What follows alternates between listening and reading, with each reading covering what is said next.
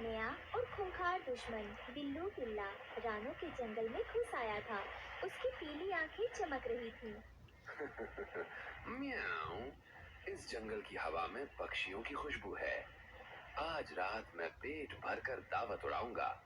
ऊंचे पेड़ों पर चढ़ना मेरे बाएं हाथ का खेल है। बिल्लू बिल्ला रानों के जंगल में आने से पहले पड़ोसी जंगल में तबाही मचा चुका था। एक पेड़ पर टुनटुनी चिड़िया का घोंसला था, जहां उसका छोटा सा बच्चा खेल रहा था। बिल्लू भाई, रुक जाइए, मेरे बच्चे को मत खाइए, ये अभी बहुत छोटा है। मैं आपके लिए कहीं से और खाना ले आऊंगी। दोस्तों, मुझे उधारी का खाना पसंद नहीं, मुझे ताजा शिकार चाहिए।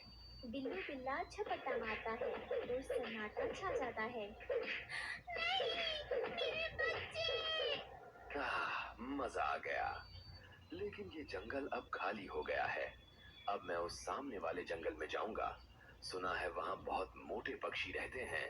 बिल्लू वहाँ से चला गया और अपने बच्चे को खोने के बाद टुनटुनी ने हिम्मत जुटाई। उसने सोचा कि जो मेरे साथ हुआ वो किसी और माँ के साथ ना हो। वो रोती बिलखती घायल हालत में उड़कर रानो चिड़िया के पास पहुंची। रानो बहन, अनर्थ हो गया। टुनटुनी बहन, आपकी ये हालत कैसी हुई और आप इतना रो क्यों रही हैं? रानो बहन, वो शैतान बिल्लू बिल्ला आ रहा है। उसने उसने अभी अभी मेरे फूल से बच्चे को खा लिया। मैं उसे बचा नहीं पाई। क्या? हे भगवान, ये तो बहुत बुरा हुआ। वो अब इसी जंगल की तरफ बढ़ा है। रानो बहन, अपने बच्चों को छिपा लीजिए, वो किसी को नहीं छोड़ता। वो पेड़ों पर चढ़ना जानता है। भाग जाइए यहाँ से। टुनटुनी ये खबर बताकर वहाँ से चली गई। टुनटुनी की बात सुनकर रानो और टुन्नू के पैरों तले जमीन खिसक गई। रानो, हमारा घोंसला सुरक्षित नहीं है। वो बिल्ला बहुत चालाक है। अगर उसने हमें देख लिया तो हमारे बच्चों का क्या होगा? आप चिंता मत कीजिए, ताकत से हम उसे नहीं हरा सकते, लेकिन दिमाग से हरा सकते हैं। हमें ऐसी जगह छिपना होगा जहां वो हमें देख ही ना सके। रानो चिड़िया और टुन्नू चिड़ा सूरज निकलते ही सुरक्षित जगह की तलाश में निकल पड़े। वे किसान के खेत के उस हिस्से में पहुंचे जहां हरा धनिया उगा हुआ था। धनिये के पत्ते बहुत घने और खुशबूदार थे। टुन्नू जी, मिल गया, यही है वो जगह। धनिया? लेकिन रानो, ये तो सिर्फ पत्ते हैं। ये हमें खूंखार बिल्ले से कैसे बचाएंगे? बिल्ला सिर्फ आंखों से नहीं, अपनी नाक से शिकार ढूंढता है।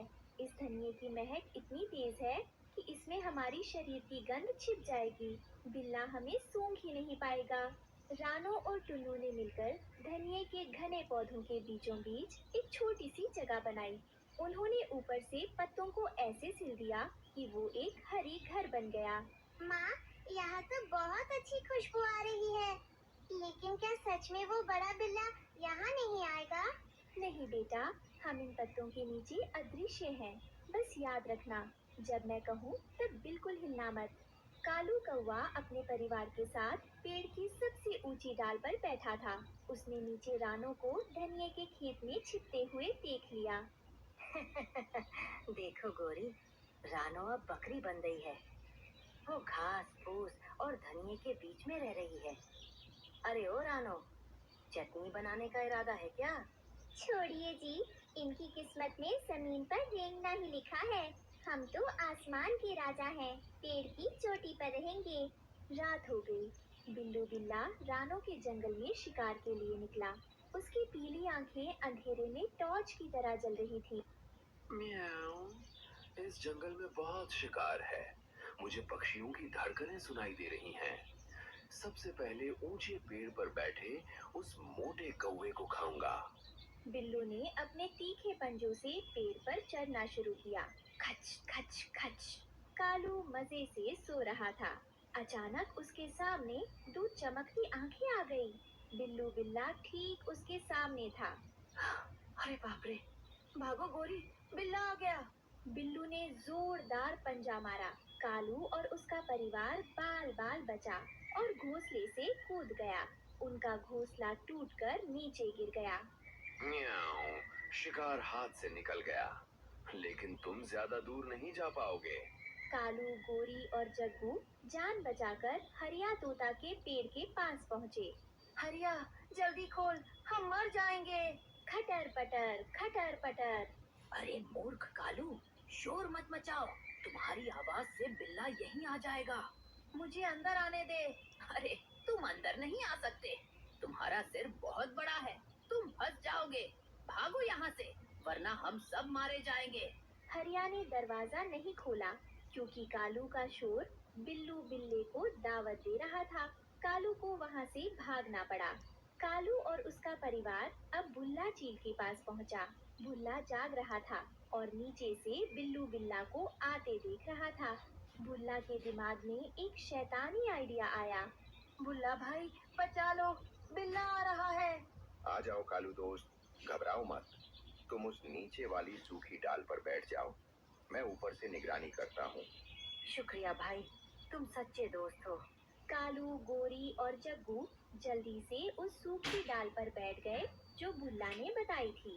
बिल्लू बिल्ला ठीक उसी डाल के नीचे आ गया।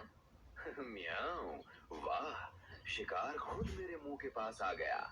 बुल्ला भाई, ये तो ठीक हमारे नीचे आ गया, कुछ करो। मैंने कुछ कर दिया कालू, मैंने उसे चारा दे दिया है ताकि वो मेरे घोंसले तक ना आए। अलविदा। भुल्ला ने ऊपर से एक बड़ा सा कंकड़ कालू वाली डाल पर ये गिराया। बढ़िया है। कड़क। भुल्लर वहाँ से भागे। हर जगह से हारकर कालू और उसका परिवार रानों के धनिये वाले घर के पास आकर गिरा। बिल्लू बिल्ला उनके ठीक पीछे दौड़ रहा था। रानो बहन, हमें बचा लो। हमने आपका मजाक उड़ाया, लेकिन आज हम मर जाएंगे। जल्दी, जल्दी अंदर आ जाइए कालू भाई। रानू ने बिना बदला लिए कालू, गोरी और जग्गू को धनिये के पत्तों के घर के अंदर खींच लिया।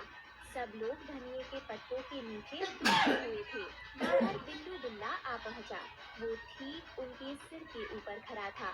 सुड़ सुड़, खुशबू तो यहीं से आई थी, लेकिन छी, यहाँ तो सिर्फ धनिया की तेज महक आ रही है। बिल्लू ने जोर से सूंघा, लेकिन धनिये की तेज खुशबू नाक जला रहा है। यहाँ कोई पक्षी नहीं है, सिर्फ सब्जी है। अच्छी। देखा, मैंने कहा था ना, खुशबू हमें बचा लेगी। बिल्लू बिल्ला चीखता हुआ जंगल से भाग गया। सुबह हुई और सब सुरक्षित बाहर निकले।